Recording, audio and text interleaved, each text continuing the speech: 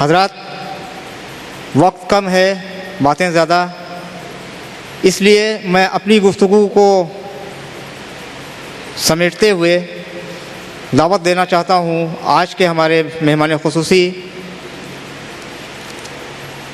श्री स्वामी लक्ष्मी शंकराचार्य जी को। स्वामी लक्ष्मी शंकराचार्य जी गीता और कुरान का तकाबुली मुताला करते हैं और आपके स्टडीज़ में जो चीज़ें आईं वो अपनी कोशिश में लगे हुए हैं कि ये आवाम तक पहुँचे। स्वामी जी न सिर्फ गीता के, कुरान के, वेदों के अच्छे ज्ञाता हैं, बल्कि आपने कुरान की और अहादीस की भी बहुत अच्छी स्टडी की है और हिंदू मुस्लिम जन एकता समिति के माध्यम से आप उसे जन जन तक पहुंचाने की कोशिश कर रहे हैं। तो मैं दरख्वास्त कर रहा हूं स्वामी जी से, स्वामी लक्ष्मी शंकराचार्य जी से कि अज़राए करम चंद अल्फाज हमारी हौसला अफजाई के लिए फ़रमाएँ। स्वामी लक्ष्मी शंकराचार्य जी। ओम पूर्णमदः पूर्णमिदं पूर्णात् पूर्णमुदच्यते पूर्णस्य पूर्णमादाय पूर्णमेवावशिष्यते। ओम शांति शांति शांति। मंच पर उपस्थित आदरणीय एवं प्यारे भाइयों बहनों, कुछ समय पहले, आज से लगभग 15 साल पहले, मैंने कुरान मजीद पढ़ी। अखबारों के माध्यम से और कई लोगों के माध्यम से मैंने इस्लाम के बारे में कुछ ऐसी चीज़ें सुनी कि इस्लाम को लेकर के मेरे मन में नकारात्मक भाव आए और वो भाव मेरे दिमाग में बैठे हुए थे उसी नज़रिए से कि क्या कुरान में ऐसी चीज़ें हैं, ये देखने के लिए मैंने कुरान मजीद पढ़ा। एक कहावत है कि जाकी रही भावना जैसी, प्रभु मूरत देखी तिन तैसी। मेरे मन में कुरान मजीद की अच्छाइयाँ देखने का भाव नहीं था, बल्कि बुराइयाँ देखने का भाव था। तो मुझे उसमें अच्छाई समझ में नहीं आई और साथ ही कुछ मुस्लिम भाइयों के अखलाक को देख करके और ये इस तरीके की चीज़ों को देख करके मैंने किताब लिखी, the history of Islamic terrorism, Islamic आतंकवाद का इतिहास। अब मैं बताऊंगा कि ये भ्रांतियां क्यों हो जाती हैं, आखिर होता ये कैसे है। उससे पहले मैं बताऊं कि आज जो हमारे गैर मुस्लिम भाई हैं, विशेषकर हिंदू, वो इस्लाम का मतलब जिहाद समझते हैं और जिहाद का मतलब आतंकवाद समझते हैं। तो जो मैंने अपने अध्ययन में इस्लाम का दोबारा अध्ययन जो मैंने किया, उसमें जो मैंने महसूस किया, उन विचारों को, उन अनुभूतियों को मैं यहाँ शेयर करना चाहता हूँ। मैं केवल विषय लूँगा जिहाद। जिहाद को समझने के लिए जो हमारे हिंदू भाई हैं, मैं उनको बताना चाहता हूँ कि जिहाद को समझने के लिए सबसे पहले हमको महाभारत की तरफ चलना पड़ेगा। जब महाभारत में कौरवों ने पांडवों के ऊपर अन्याय किया और बातचीत के सारे रास्ते बंद हो गए, तो श्री कृष्ण जी ने पांडवों के सामने एक प्रस्ताव रखा कि आप लोग चलिए हमारे साथ और कौरवों से हम बात करते हैं कि 5 गांव पांडवों को दे दो और युद्ध को टाल दो। पांडव तैयार हो गए। श्री कृष्ण जी के नेतृत्व में पांडव कौरवों के पास गए। दुर्योधन जो कौरवों के नेता थे, उनसे बात हुई तो दुर्योधन ने जवाब दिया कि 5 गांव तो दूर की बात रही, सुई की नोक के बराबर भी अगर जमीन लेनी है तो जंग करनी पड़ेगी। यानी सारे रास्ते बंद, एक ही रास्ता बचा, जंग। तो अन्याय और अत्याचार के विरुद्ध जब सारे रास्ते बंद हो जाएं और एक ही रास्ता बचे, जंग, तो वो युद्ध नहीं होता, वो धर्म युद्ध होता है। दोनों तरफ की सेनाएं आमने सामने खड़ी हो गई, कौरवों की पांडवों की। पांडवों में से एक भाई थे अर्जुन। अर्जुन ने देखा कौरवों की तरफ, हमारे कौरव उनके चचेरे भाई थे, हमारे चचेरे भाई खड़े हैं, हमारे ताए चाचे गुरु सारे के सारे लोग खड़े हैं, अगर युद्ध हुआ तो ये सारे के सारे लोग मारे जाएंगे। जब ये देखा तो अर्जुन ने कहा कि हम ये युद्ध, ये जंग नहीं करेंगे, हम अपने राज्य को पाने के लिए, अपने हुकूमत को पाने के लिए इन अपने भाई बंधुओं सगे संबंधियों को हम नहीं मारेंगे। उन्होंने धनुष बाण रख दिया इस पर और कहा क्या कि निहत्य धार्त राष्ट्रन्ना का क्या प्रीति स्यात् जनार्दन पाप मेवाश्रय दस्मान हत्वे ताना तताइना। अय अर्जुन, ये जो हमारे भाई बंधु हैं, ये जो धृतराष्ट्र के पुत्र हैं, जो हमारे ही सगे चचेरे भाई हैं, इनको मारने से मुझे क्या लाभ मिलेगा? इन आतंकवादियों को मारने से तो मुझे कत्ल करने का पाप ही लगेगा। आगे तब फिर श्री कृष्ण जी ने कहा कि कुतस्त्वा कश्मलमिदं विस्मय समुपस्थितम अनार्जुष्टम असर्गम कर्म कीर्ति कर्म। अर्जुन, अय अर्जुन, ये युद्ध का मैदान है। इस संकट की घड़ी में, इस विषम परिस्थिति में तेरे मन में इस तरीके के विचार कैसे आए? जंग के मैदान में तू किस तरीके की बातें कर रहा है? जो बातें तू कर रहा है ये महापुरुषों ने नहीं की, ये बातें स्वर्ग को देने वाली भी नहीं हैं, और ये बातें तेरा यश यानी तेरी शोहरत बढ़ाने वाली भी नहीं है। क्लैब्यम स्मगमः पार्थ नए तत्त्वयोपद्यते क्षुद्रम हृदय दौर्बल्यम त्यक्तो तिष्ठ परम तप। मैं ये इसलिए बता रहा हूं कि श्रीमद् भगवत गीता में भी उसी तरीके के युद्ध के लिए प्रेरणा आई, और प्रेरणा ही नहीं आई, श्रीमद् भगवत गीता का जितना उपदेश है वो सारा का सारा उपदेश इसलिए दिया गया कि अन्याय, अत्याचार और असत्य के विरुद्ध अर्जुन युद्ध में खड़ा हो जाए। केवल इसलिए ही श्रीमद् भगवत गीता का आदेश प्रभु परमेश्वर की तरफ से आया। तो मैं इसको आगे बताना चाहता हूं कि एक तरफ श्रीमद् भगवत गीता के इन आदेशों को तो धर्मयुद्ध कहा जाएगा, ईश्वर के आदेश कहा जाएगा, और जब उसी तरीके के आदेश कुरान मजीद में आते हैं तो उसको आतंकवाद कहा जाएगा। ये कैसे हो सकता है? तो मैं दोनों की तुलना कर रहा हूं कि यहाँ कैसे आदेश आए, वहाँ कैसे आदेश आए। तो आया कि कुतस्त्वा कश्मलमिदं विस्मय समस्ते मनार्जुष्टम स्वर्गम कर्म कीर्ति कर्म। अर्जुन, क्लैब्यम मा स्मगमः पार्थ नैतत्त्वयुपद्यते क्षुद्रम हृदय दौर्बल्यम त्यक्तो तिष्ठ परम तप। अय अर्जुन, इस विषम परिस्थिति में, इस युद्ध के मैदान में तेरे मन में ये कायरता, ये डरपोकपन किस लिए आया? तू तो योद्धा है, और योद्धा के लिए ये सारी चीजें शोभा नहीं देती। इसलिए अपने हृदय की तुच्छ दुर्बलता को, हृदय की कमजोरी को छोड़ करके युद्ध के लिए खड़ा हो जा। आगे है कि यदृच्छया चोपन्नम स्वर्ग द्वारम पावृतम सुखिना क्षत्रियः पार्थ लभन्ते युद्धमीदृशम। अय अर्जुन, अपने आप प्राप्त हुए स्वर्ग के खुले हुए दरवाजे के समान इस तरह के युद्ध को, किस तरह के? अन्याय, अत्याचार और आतंकवाद को समाप्त करने के लिए किए गए युद्ध को भाग्य किस्मत वाले लड़ाके ही पाते हैं।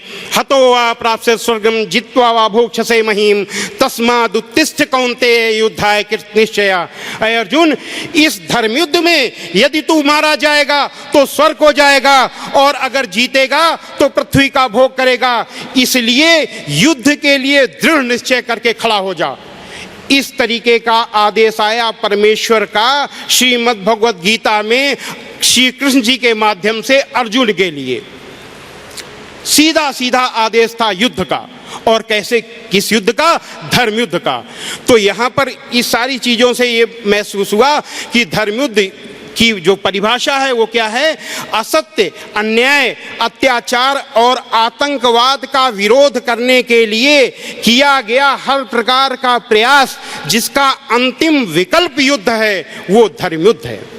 इसी तरीके से जब मक्का में हजरत मोहम्मद सल्लल्लाहु अलैहि वसल्लम दुनिया का सबसे बड़ा सत्य, यूनिवर्सल ट्रुथ, ला इलाहा इल्लल्लाह, परमेश्वर के सिवा कोई पूज्य नहीं है, इस संदेश को जब सुना रहे थे तो वहां पर जो कुरैश थे वो अपनी ताकत और पैसे के घमंड में चूर थे, और जब ताकत और जब घमंड आता है तो विवेक समाप्त हो जाता है। विवेक का मतलब अच्छाई बुराई सत्य और असत्य का भेद व्यक्ति समझ में नहीं आता उसको, जब विवेक खत्म हो जाता है। तो विवेक समाप्त होने की वजह से कुरैश हजरत मोहम्मद सल्लल्लाहु अलैहि वसल्लम के दिए गए सत्य के संदेश को समझ नहीं सके और आपके दुश्मन बन बैठे।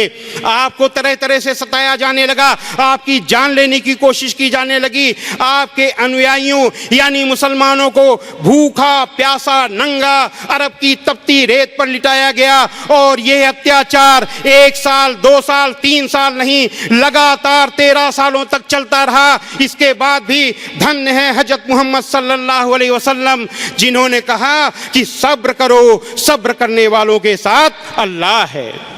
दुनिया के इतिहास में इससे लंबे समय तक चला आतंकवाद की कोई मिसाल नहीं है, वहीं दुनिया के इतिहास में इतने बड़े सब्र की भी कोई मिसाल नहीं है।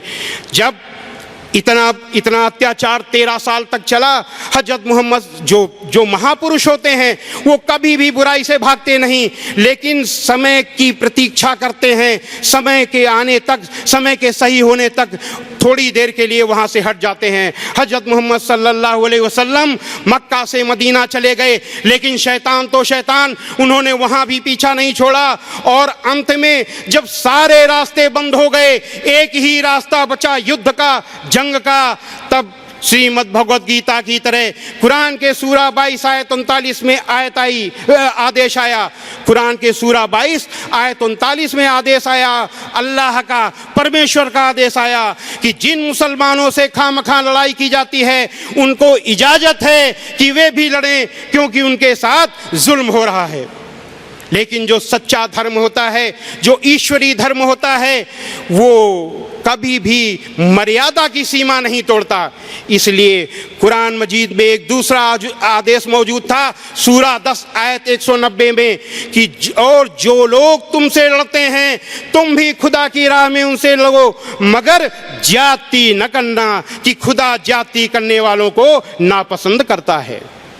यानी असत्य न्याय अत्याचार के विरुद्ध लड़ो, अपने को बचाने के लिए लड़ो, लेकिन इस लड़ाई में भी अपने बचाव की भी लड़ाई में खबरदार ज्यादती न होने पाए। अगर ऐसा हो गया तो अल्लाह नापसंद करेगा। यह है इस्लाम, यह है इस्लाम का जिहाद। ऐसे जिहाद को किस तरीके से कहा जाता है कि आतंकवाद है? जो आतंकवाद से ही लड़ने के लिए आया हो, जिसका उद्देश्य ही आतंकवाद को समाप्त करना हो, उसको आतंकवाद से जोड़ा जाए, ये सबसे बड़ा झूठ है, सबसे बड़ा षड्यंत्र है दुनिया का। और इसके पीछे विदेशी ताकतें हैं, इसके पीछे इस देश में अगर ये फैलाव बाहर की ताकतें तो दूसरे उद्देश्य से, इस्लाम की दुश्मन है इसलिए, लेकिन इस देश में राजनीतिक अपने फायदे के लिए, डिवाइड एंड रूल की पॉलिसी के लिए इसको आगे बढ़ाते हैं। तो सबसे बड़ी चीज ये है कि आप इस्लाम, ये सारी बातें सुनने के बाद इस्लाम की परिभाषा क्या सामने आई कि असत्य, अन्याय, अत्याचार और आतंकवाद का विरोध करने के लिए, अपने को बचाने के लिए किया गया हर प्रकार का प्रयास यानी जद्दोजहद जिहाद है, जिसका अंतिम विकल्प जंग है। ये है जिहाद की परिभाषा, और जिहाद की परिभाषा पूरी दुनिया में कुछ दूसरी बताई जा रही है। इसके अलावा सबसे बड़ा भ्रम क्या है कि जिहाद के नाम पर क्या किया जाता है, गैर मुस्लिमों की गर्दन उड़ाओ, चोटी पकड़ो, बाल पकड़ो, गर्दन काट लो और जन्नत का टिकट पालो। मैं भी यही कहा करता था। मैंने जब इस्लामिक आतंकवाद का इतिहास लिखा था तो सारे हिंदुस्तान में मेरे कार्यक्रम हुआ करते थे। उसमें मैं बताता था कि किसी भी काफिर, किसी भी हिंदू की गर्दन पकड़ो, उतार लो और जन्नत का टिकट पा जाओ। ये मेरी गलत फहमी थी, इस्लाम की गलती नहीं, गलती समझने की और समझाने वालों की। समझने की गलती कम है, समझाने वालों की गलती ज़्यादा है। मेरी गलती कम है, मुसलमानों की गलती ज़्यादा है, जिन्होंने इस्लाम को न सही ढंग से समझा और न समझाया। तो उसमें क्या है कि जो मैंने भी बताया कि गर्दन उतार लो, एक निर्दोष हिंदू को मार दो, निर्दोष गैर मुस्लिम को मार दो। सीधा सीधा है कि निर्दोष गैर मुस्लिम को मारना ही जिहाद है। लेकिन कुरान क्या कह रही? प्रमाण हम सब कुरान से लेंगे। कुरान मजीद का प्रमाण अंतिम है, उसमें इफ एंड बट नहीं किया जा सकता और उससे इनकार नहीं किया जा सकता। हर मुसलमान कुरान मजीद के आदेशों को मानने के लिए बाध्य है, और अगर वो नहीं मानता तो वो अलग बात है, वो मुसल इस्लाम से खारिज। और इसलिए बाध्यता है, ये नहीं, छूट नहीं है कि मानो चाहे न मानो। कुरान के आदेशों को मानना एक मुसलमान के लिए बाध्यता है। तो कुरान क्या कह रहा है?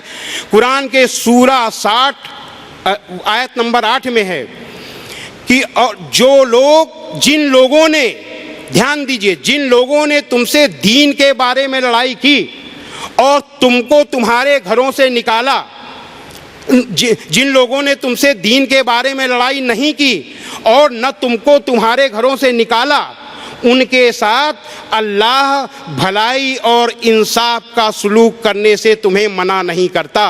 अल्लाह तो भलाई और इंसाफ करने वालों को पसंद करता है। यानी गैर मुस्लिमों के लिए सीधा सीधा है। वो गैर मुस्लिम जिन्होंने आपसे लड़ाई नहीं की दीन के बारे में, आपको अपने घरों से नहीं निकाला, वो उस समय के लिए मुस्लिमों के लिए था, कुरैश के लिए था। जिन लोगों ने मुसलमानों को घर से निकाला था, तो उस समय के लिए क्या आया कि जिन लोगों ने दीन के बारे में लड़ाई नहीं की, तुमको तुम्हारे घरों से नहीं निकाला, उनके लिए भलाई और इंसाफ का सलूक करने से अल्लाह मना नहीं करता। आगे किसके आगे जो जिन लोगों ने ऐसा किया उनके लिए क्या है कि सूरा 60 की आयत नंबर 9 में है, तो अल्लाह उन लोगों से तुम दोस्ती करने से मना करता है जिन लोगों ने तुमसे दीन के बारे में लड़ाई की और तुमको तुम्हारे घरों से निकाला और तुम्हारे निकालने में औरों की मदद की, और जो लोग ऐसे लोगों से दोस्ती करेंगे वही जालिम है। यानी ऐसे लोगों से भी ये नहीं कहा कि तलवार लेकर के निकल आओ, उनकी गर्दन काट दो, केवल उनसे दोस्ती न करो, उनसे कोई मतलब न रखो। जिन लोगों ने तुमसे दीन के बारे में लड़ाई की है, तुमको तुम्हारे घरों से निकाला है या निकालने में मदद की है, उनसे दोस्ती न रखो, और जो लोग दोस्ती रखेंगे वही जालिम है। कितना मर्यादित चीज है। तलवार लेके निकलने, गर्दन काटने के लिए नहीं कहा गया, वो तो तब कहा गया जब कोई रास्ता नहीं बचा। और जिहाद के बारे में एक चीज और है कि जिहाद मंदिरों को, गिरजों को और दूसरे जो गैर मुस्लिम की जो इबादत खाने हैं उनको गिराने के लिए किया जाता है। कुरान मजीद क्या कहता है? कुरान मजीद में आदेश है। कुरान मजीद के सूरा 22 आयत 39 की आयत अभी हमने बताई कि जिन मुसलमानों से खामखा लड़ाई की जाती है उनको इजाज़त है कि वे भी लड़ें क्योंकि उनके साथ जुल्म हो रहा है। और अगली ही आयत में क्या आदेश है? ठीक उससे अगली आयत में मैंने बताया कि युद्ध को मर्यादित किया गया, धर्म युद्ध को भी मर्यादित किया गया। कैसे मर्यादित किया गया? सूरा 22 की आयत नंबर 40 में है कि और अगर अल्लाह लोगों को एक दूसरे से न हटाता रहता तो राहिबों के पूजा घर और ईसाइयों के गिरजे और यहूदियों के इबादत खाने और मुसलमानों की मस्जिदें जिनमें अल्लाह का बहुत सा नाम लिया जाता है ढाई जा चुकी होती। यानी अल्लाह को पसंद नहीं है कि जिन इबादत खानों में अल्लाह यानी परमेश्वर यानी ईश्वर का नाम लिया जाता हो वो गिराया जाए। साफ साफ प्रतिबंध है। तो अगर ऐसा किसी ने किया तो उसका काम है, उसका इस्लाम से कोई लेना देना नहीं है। इसके अलावा ये कहा गया कि गैर मुस्लिमों को ज़बरदस्ती मुसलमान बनाने के लिए जिहाद किया जाता है, वो भी गलत। इस्लाम क्या कहता है? कुरान मजीद का क्या आदेश है? कुरान मजीद के सूरा 10 आयत 99 में है, अगर तुम्हारा परवरदिगार चाहता तो, यानी अगर तुम्हारा अल्लाह चाहता तो, तुम्हारा परवरदिगार चाहता तो जितने लोग जमीन पर हैं सब के सब ईमान ले आते। यानी अगर उसकी इच्छा होती तो जमीन पर जितने लोग हैं सारे के सारे मुसलमान बन जाते। उसकी पलक झपकते वो सोचता कि सब मुसलमान बन जाते, क्योंकि ईश्वर के लिए सब कुछ संभव है, जो चाहेगा वो हो जाता है। तो वो चाहता सब हो जाता। तो अगर तुम्हारा परवरदिगार चाहता तो जितने लोग जमीन पर हैं सबके सब ईमान ले आते। तो क्या तुम लोगों से जबरदस्ती करना चाहते हो कि वे मुसलमान बन जाएं? सीधा सीधा अल्लाह का प्रश्न है कि क्या तुम लोगों से जबरदस्ती करना चाहते हो? यानी उसको जबरदस्ती पसंद नहीं है। तब अब इसी से समझ लीजिए कि किस तरीके से जिहाद को और इस्लाम को कुरान मजीद के आदेशों के विपरीत बदनाम किया जाता है। और ये आदेश जो हमने पढ़े हैं, ये आदेश हमको किसी मुसलमान भाई ने नहीं बताए। जो मैं इस्लाम को लेकर के भ्रमित हुआ, उस भ्रम को किसी मुसलमान ने नहीं दूर किया, उसको ईश्वर की प्रेरणा से खुद ईश्वर ने दूर किया। मैंने हजरत मोहम्मद सल्लल्लाहु अलैहि वसल्लम की जीवनी पढ़ी। जीवनी के बाद जब मैंने कुरान पढ़ी तो कुरान की आयतों का सही मतलब और मकसद समझ में आया। ये समझ में आया कि आयत क्यों और किन परिस्थितियों में उतरी, तभी मुझे आयत का सही मतलब समझ में आया। तो ये जो चीज़ें हम कह रहे हैं, ये हम मुसलमानों के लिए नहीं कह रहे। ये सारी बात हम मुसलमानों के लिए नहीं कह रहे, हम उस इस्लाम के लिए कह रहे हैं जिसमें बुराई का बदला भलाई है। हम उस इस्लाम के लिए कह रहे हैं जिसका दूसरा नाम इंसानियत है। हम उस इस्लाम के लिए कह रहे हैं जिसके अंतिम पैगंबर हजरत मोहम्मद सल्लल्लाहु अलैहि वसल्लम ने अपने पूरे जीवन किसी का दिल नहीं दुखाया, किसी की भी कठोर बात का जवाब कठोरता से नहीं दिया, नरमी से दिया। कुरान आपके ऊपर कुरान उतरी, कुरान उतरने के बाद आपके दिल में उतर गई और दिल से आपके कर्मों में उतर गई। कुरान मजीद की सूरा 41 की आयत नंबर 34 है, भलाई और बुराई बराबर नहीं हो सकती, तो लोगों की सख्त बातों का ऐसे तरीके से जवाब दो जो बहुत अच्छा हो। ऐसा करने से तुम देखोगे कि जिसमें और तुम में पहले दुश्मनी थी, अब वो तुम्हारा गहरा दोस्त है। कितनी अच्छी बात, दुनिया की सबसे अच्छी बात। यानी कि भलाई का बदला बुराई से नहीं देना, भलाई से देना है। हजरत मोहम्मद सल्लल्लाहु अलैहि वसल्लम ने अपने पूरे जीवन में ऐसे किया। बहुत मशहूर किस्सा है, हमारे हिंदू भाई भी जानते होंगे, पढ़ा भी होगा, कि आप एक रास्ते से जाते थे, एक बुढ़िया आपसे बहुत चिढ़ती थी, गैर मुस्लिम थी, वो आपके ऊपर कूड़ा फेंक देती थी, रोज कूड़ा फेंकती थी। एक दिन कूड़ा नहीं फेंका, दूसरे दिन नहीं फेंका, तीसरे दिन नहीं फेंका, तो आपके मन में आया कि बुढ़िया माई कहीं बीमार तो नहीं हो गई। तो आपकी इच्छा हुई कि हम देखें चल के बुढ़िया माई का हाल क्या है। आप ऊपर चढ़ करके गए, आपने आवाज दी, माई माई। बुढ़िया माई ने कहा, कौन? आपने कहा, मैं। बुढ़िया माई ने कहा, अरे मोहम्मद आप? कहे, हाँ, मैंने सोचा कि 3 दिन से आपने कूड़ा नहीं फेंका, कहीं आप बीमार तो नहीं हो गई। बुढ़िया माई ने कहा, अरे मोहम्मद, मैं कितनी बुरी हूँ, मैं आपके ऊपर कूड़ा फेंकती थी, आप कितने अच्छे हो कि आप मुझे देखने के लिए आए, मुझे अल्लाह माफ़ नहीं करेगा, मैं बहुत ही शर्मिंदा हूँ। और फूट फूट करके रोने लगी और उसी समय आपकी अनुयायी हो गई।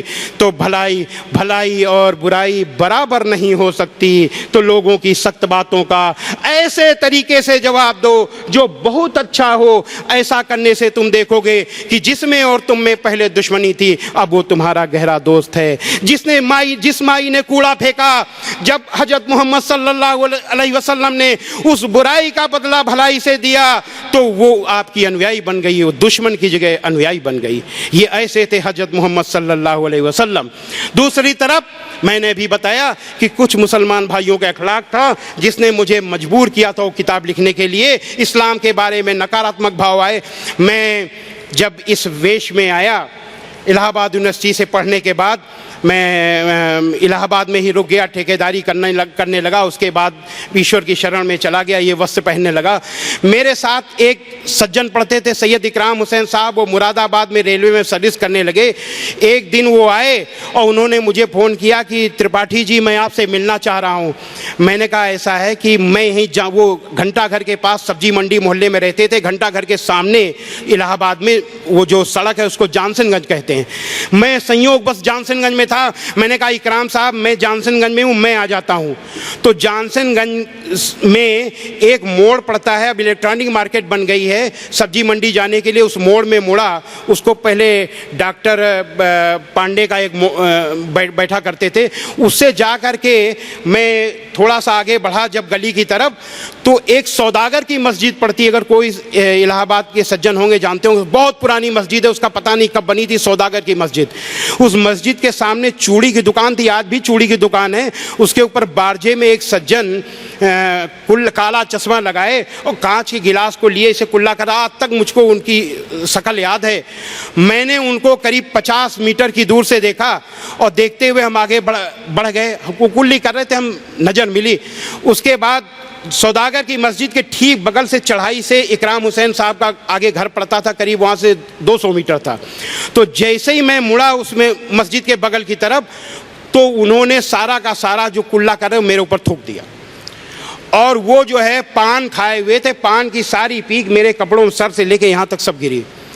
मैं इकराम हुसैन साहब के यहाँ गया, मैंने इकराम साहब को आवाज़ दी, वो निकले। हमने कहा पानी ले आना ज़रा। उन्होंने कहा पीने के लिए नहीं, हमने कहा एक जग ले आना। उन्होंने हमको देखा नहीं, थोड़ा दूर से वो एक जग पानी लाए। जब मेरे पास आए तो कहने लगे त्रिपाठी जी ये क्या हुआ? मैंने कहा वो सौदागर की मस्जिद के सामने चूड़ी दुकान है, ऊपर से उन्होंने थूक दिया। उन्होंने कहा आपने कुछ कहा नहीं? मैंने कहा मार खाना होता तो कहता, अभी थूका ही, अब एक ही चीज़ बाकी बची थी कि वो मारते। तो बेचारों ने, उन्होंने खुद हमारा सब पूरा जो है सब धोया होया। मेरे मन में, मैं इस्लाम के बारे में ज़्यादा मैंने कुछ पढ़ा ही नहीं था, कुरान मजीद भी नहीं पढ़ी थी। मेरे दिमाग में आया कि यही इस्लाम है, इस्लाम को ही समझ लिया।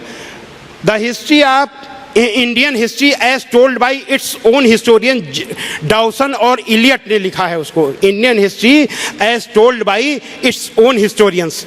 उसमें मैंने पढ़ा था अलाउद्दीन खिलजी के बारे में कि अलाउद्दीन खिलजी ने एक बार अपने उससे मंत्री से पूछा कि काफिर के साथ कैसा व्यवहार करना चाहिए। तो उसमें उस जो व्यवहार था उसमें से एक बताया कि अगर काफिर बैठा हो, उसके बगल में एक मुसलमान अगर अफसर उससे सोने चांदी का सिक्का मांगे तो उसे सोने का सिक्का पेश करे। और अगर उसको थूकना हो, मुसलमान बैठा हो, अगर उसको थूकना हो तो काफिर का फर्ज बनता है कि मुंह खोल के ऐसे अपने मुंह के अंदर थूकवा ले। मैंने उसमें पढ़ा था, मुझे लगा था ये ठीक नहीं है, लेकिन जब ये चीज़ मेरे साथ हुई तो मैंने समझ लिया बिल्कुल सही था, लगता है ऐसा था। तो इस तरीके की भ्रांतियां होती हैं। ऐसा नहीं कि मुसलमान भाई ऐसा करते हैं, हिंदू भी करते हैं। दोनों, हम एक जिन परिस्थितियों से मैं गुजरा, मैंने किताब लिखी, वो मैं बता रहा हूँ। हिंदुओं में भी ऐसे हैं, मुसलमानों में भी ऐसे हैं। तो मेरे कहने का मतलब है कि इस तरीके के लोगों के क्रियाकलापों को कभी भी वो धर्म नहीं समझना चाहिए। एक मुसलमान भाई एक निर्दोष के ऊपर थूक रहे हैं और वो जिनको मानते हैं, जिस इस्लाम को मानते हैं, उसके अंतिम पैगंबर हजरत मोहम्मद सल्लल्लाहु अलैहि वसल्लम अपने ऊपर कूड़ा फेंकने वाली माई का हाल पूछने जाते हैं। कितना विपरीत है।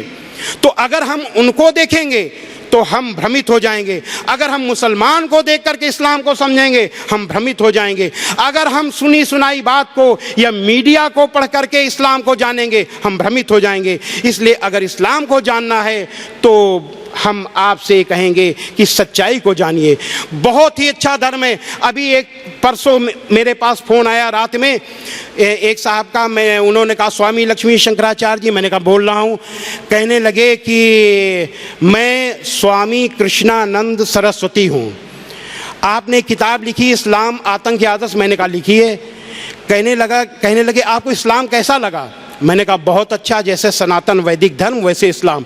सनातन वैदिक धर्म में और इस्लाम में जितनी समानता है उतनी दूसरे धर्मों में नहीं। बहुत समय तो नहीं हो रहा। अच्छा। तो कहने का मतलब ये है कि मैं ये कहना चाहता हूँ कि अगर आपको अंतिम शब्दों में समाप्त करूँगा कि अगर इस्लाम को समझना है अपने गैर मुस्लिम भाइयों से, हिंदू भाइयों से, तो आप इस्लाम को अवश्य पढ़िए। क्योंकि इस देश में 25 करोड़ मुसलमान भाई आपके बगल में रहते हैं। ये न पाकिस्तान जाएंगे, न बांग्लादेश जाएंगे, न समुद्र में डूब जाएंगे। ये यहीं रहेंगे, आपके बगल में रहेंगे, आपके साथ रहेंगे। चोली दामन का साथ है, चाहे व्यापार हो, चाहे खेती बाड़ी हो, चाहे जो कुछ हो, आपके साथ चोली दामन का साथ है।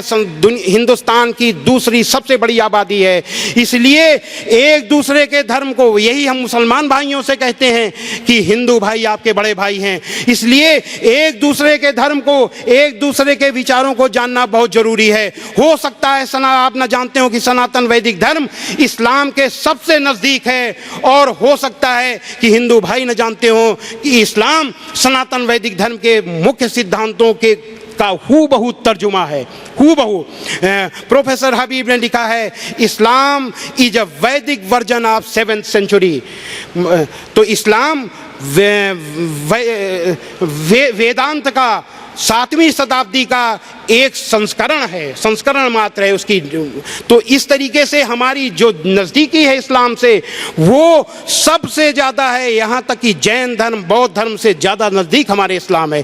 बस केवल भ्रांतियों की वजह से, कुछ लोगों की गलतियों की वजह से हम दोनों के बीच में एक गहरी खाई खुदी है। इस गहरी खाई को उलेमा लोग, डॉक्टर साहब जैसे बुद्धिजीवी और हमारे हिंदू भाइयों में जो बुद्धिजीवी हैं, जो समझदार लोग हैं, वो इस खाई को पाट सकते हैं। अगर ऐसा हो जाए तो ये देश शांति, सद्भाव की मिसाल ही नहीं बने। इसका अगर दोनों भाई मिलकर के आगे बढ़ें तो ये विकास की चरम सीमा को छू लेगा। अमेरिका भी इससे पीछे हो जाएगा। तो हम सबसे अंत में प्रार्थना करते हैं, ईश्वर से प्रार्थना करते हैं कि हम सबको सद्बुद्धि दे, पथभ्रष्ट होने से बचाए, सच्ची राह दिखाए। ओम शांति ही शांति ही शांति।